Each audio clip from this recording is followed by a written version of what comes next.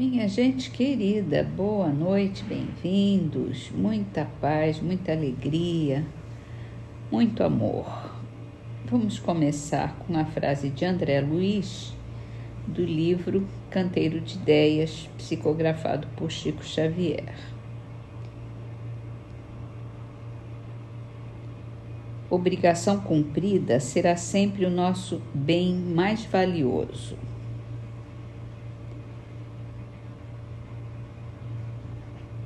E é sim, porque é um bem para nós e para todos.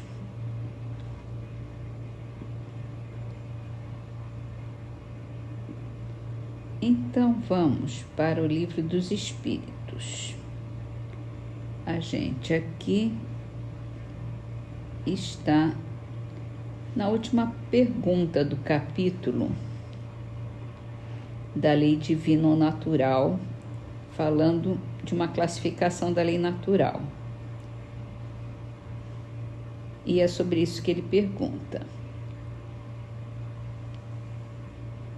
O que pensar da divisão da lei natural em 10 partes, compreendendo as leis de adoração, trabalho, reprodução, conservação, destruição, sociedade, progresso, igualdade, liberdade e, por fim, a de justiça, amor e caridade. Essa divisão da lei de Deus em 10 partes é a de Moisés e de natureza abranger todas as circunstâncias da vida, o que é essencial. Assim, pode ser adotada sem que por isso tenha qualquer coisa de absoluta, como nenhum dos outros sistemas de classificação não tem, pois todos dependem do prisma pelo qual se considere o que quer que seja. A última lei, a de justiça, amor e caridade, é a mais importante, por ser a que faculta ao homem adiantar-se mais na vida espiritual. E isso resume todas as outras.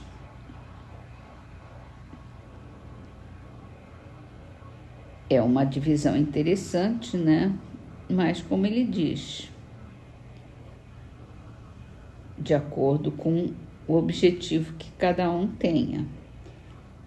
Mas a mais importante, sem dúvida, é a de justiça, amor e caridade, que é mais centrada na vida espiritual. As outras, trabalho, reprodução, adoração, conservação, destruição, igualdade, liberdade e progresso, são basicamente voltadas para nossa vida nesta terra, né? Que é a lei de Deus para nós. E assim vamos para a Gênese. Na Gênese a gente está falando do juízo final nas predições do Evangelho. Materialmente, a ideia de um julgamento único seria até certo ponto admissível para aqueles que não procuram a razão das coisas. Acreditam que a humanidade toda se acha concentrada na Terra e que para seus habitantes tudo que o universo contém é que foi feito. Porém, é inadmissível, desde que se sabe que há milhares e milhares de mundos semelhantes que perpetuam as humanidades pela eternidade em fora, e entre os quais a Terra é um dos menos consideráveis, simples ponto imperceptível. Só por esse fato se vê que Jesus tinha razão ao declarar a seus discípulos: há muitas coisas que não lhes posso dizer porque não compreenderiam, dado que o progresso das ciências era indispensável para uma interpretação legítima de algumas de suas partes. Certamente, os apóstolos Paulo e os primeiros discípulos teriam estabelecido de modo muito diverso alguns dogmas, se tivessem os conhecimentos astronômicos, geológicos, físicos, químicos, fisiológicos e psicológicos que hoje possuímos. Daí vem Jesus ter adiado a completação de seus ensinos e anunciado que todas as coisas haviam de ser restabelecidas. Moralmente, um juízo definitivo e sem apelação não se concilia com a bondade infinita do Criador, que Jesus nos apresenta de contínuo como um bom pai, que deixa sempre aberta uma senda para o arrependimento, que está pronto sempre a estender os braços ao filho pródigo. Se Jesus entendesse o juízo naquele sentido, desmentiria suas próprias palavras.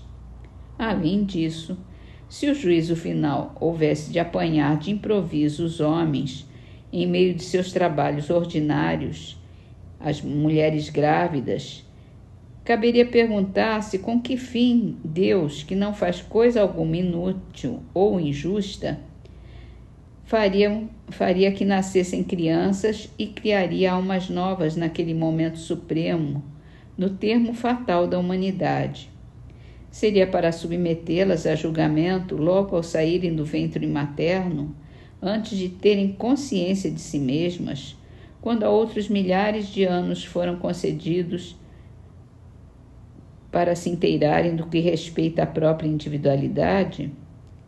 Para que lado, direito ou esquerdo, iriam essas almas que ainda não são nem boas nem más e para as quais, no entanto, todos os caminhos do progresso posterior se encontrariam desde então fechados, visto que a humanidade não mais existiria?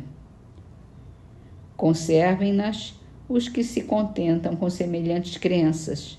Estão no seu direito e ninguém nada tem a dizer sobre isso. Mas não achem mal que nem toda a gente partilhe deles.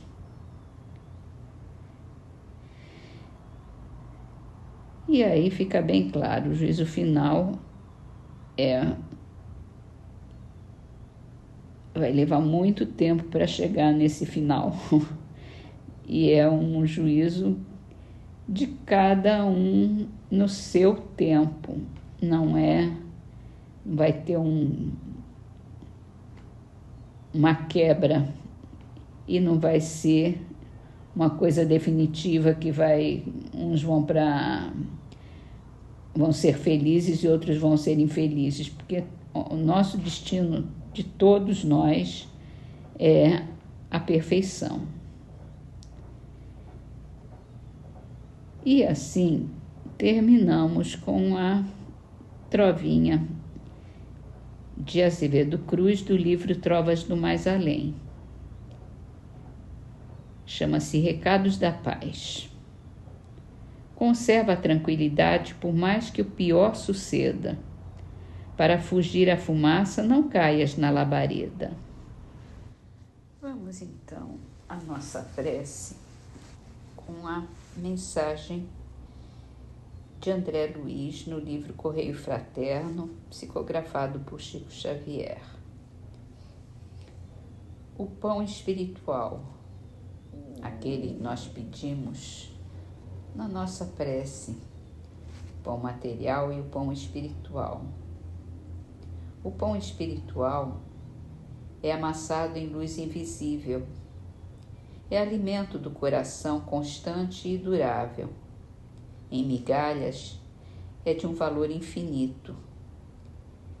Como semente de sabedoria, se tornará celeiro farto. É aquele minuto de esclarecimento que rasga horizontes eternos. O verbo silencioso que cria mundos novos. É o toque de fé que salva muitas vidas.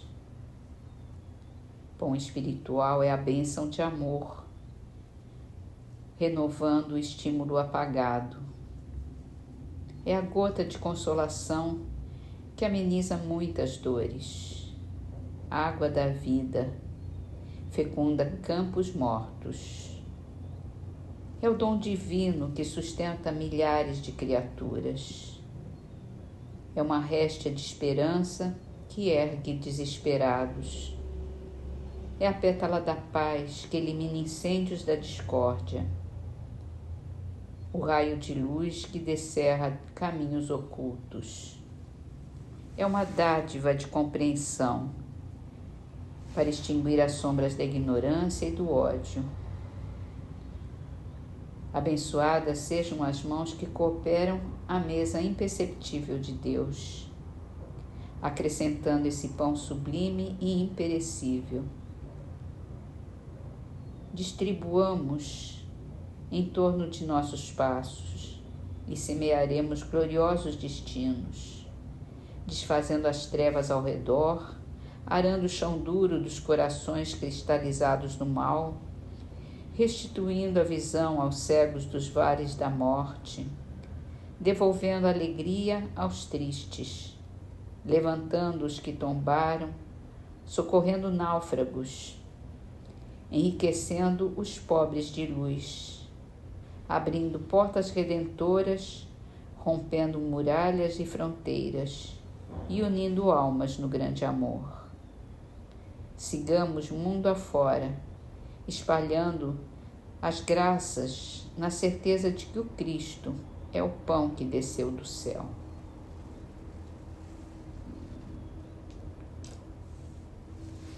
E assim, Senhor,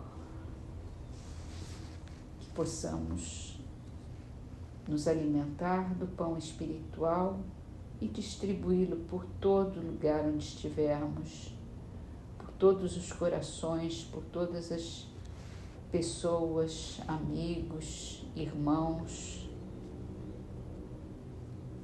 que estejam conosco nessa trajetória dessa vida física. Vamos distribuí-los também para aqueles que nos acompanham em espírito, que eles também possam se fartar desse pão espiritual. E assim, semeando a paz, semeando o amor, distribuindo bênçãos por onde estivermos, te pedimos que nos abençoe, Senhor, nos abençoe a todos, fortalecendo a nossa fé e a nossa esperança por esses dias melhores que hão de vir. Obrigada, Senhor.